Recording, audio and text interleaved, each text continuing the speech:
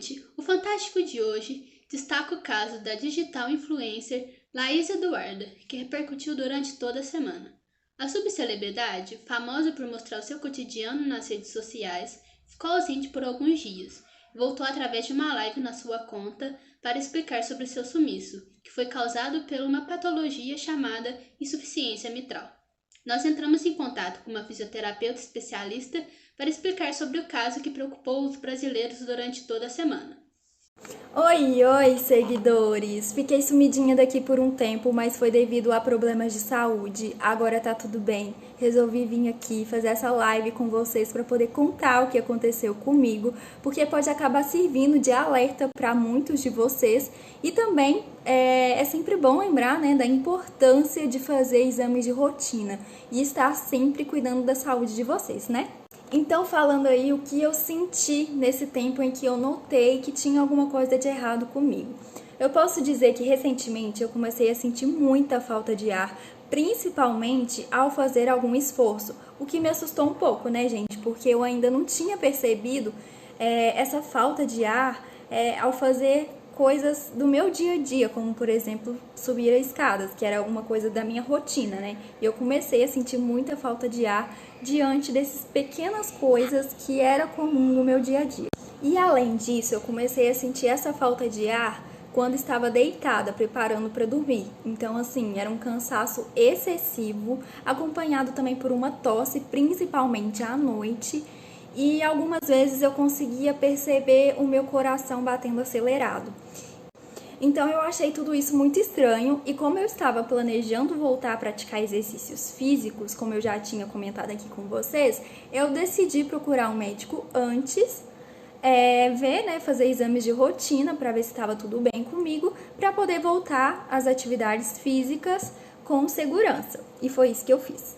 E aí, chegando na consulta, logo na ausculta cardíaca, o médico identificou a presença de um sopro sistólico no meu coração.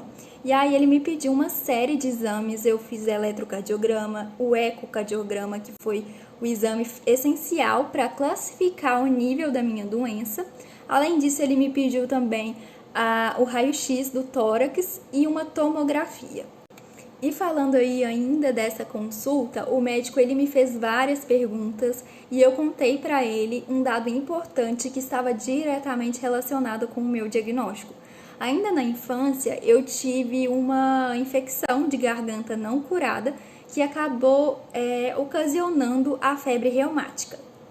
E aí, gente, diante dos resultados dos meus exames e também do meu histórico familiar, eu fui diagnosticada com insuficiência mitral moderada para grave. Mas o meu médico, ele conversou comigo, me explicou do que se tratava e me orientou da importância de manter a realização desses exames regularmente para evitar que o meu caso piore. Além disso, ele me orientou também da importância de manter o uso adequado dos medicamentos que ele me prescreveu. Mas aí eu acabei precisando passar por uma cirurgia para corrigir essa falha na válvula do meu coração. No meu caso, a valvoplastia ela não foi indicada devido à gravidade do caso. E como eu queria voltar a praticar atividades físicas, é fundamental manter um acompanhamento multidisciplinar para evitar possíveis complicações. Inicialmente, eu estou começando com exercícios de maneira gradual, através da reabilitação cardiovascular sob orientação da minha fisioterapeuta. Gente, eu vim aqui falar para vocês um pouco sobre a insuficiência mitral, que foi a doença que recentemente a blogueira Laís Eduarda foi diagnosticada. E a insuficiência mitral, ela pode vir de alguma anormalidade ou também de alguma disfunção em alguns componentes da válvula mitral. Por exemplo, nos cordões tendíneos ou nos músculos papilares. E ela também pode ser crônica ou aguda. No caso da Laís Eduarda, ela foi diagnosticada com a insuficiência mitral crônica.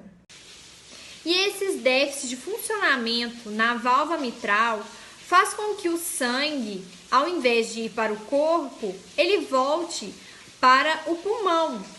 E isso acontece devido à válvula mitral não se fechar direito. A insuficiência mitral crônica, ela é de maior incidência quando comparada à insuficiência mitral aguda. tanto em países desenvolvidos como em países em desenvolvimento. A insuficiência mitral aguda, ela é de maior fatalidade.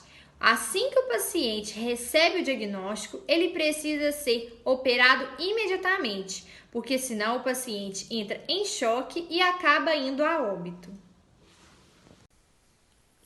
Na sístole, era para o ventrículo esquerdo ejetar sangue na aorta com a válvula mitral fechada. Porém, o que ocorre é o sangue ser ejetado para a aorta e para o átrio esquerdo.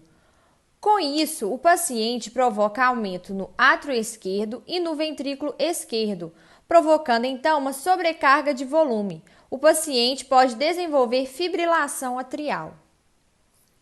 A insuficiência mitral, como já foi dito anteriormente, ela é dividida em dois grupos, crônica e aguda. Na crônica, são na maioria das vezes prolapso da válvula mitral ou doença cardíaca reumática. No caso da aguda, doença isquêmica e endocardite infecciosa.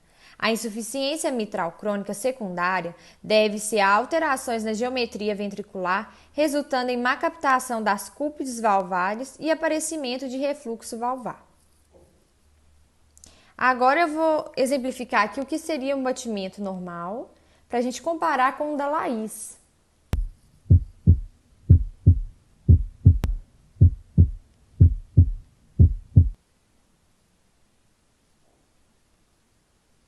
E agora o batimento da Laís, como ele estava. No caso da Laís, o médico cardiologista indicou uma cirurgia aberta. Devido ao histórico dela, ela não se enquadrava numa valvoplastia. Então foi feita uma cirurgia para poder reconstituir a válvula. Depois da cirurgia, a Laís foi caminhada para a fisioterapia, onde a gente está trabalhando com ela a reabilitação cardiovascular.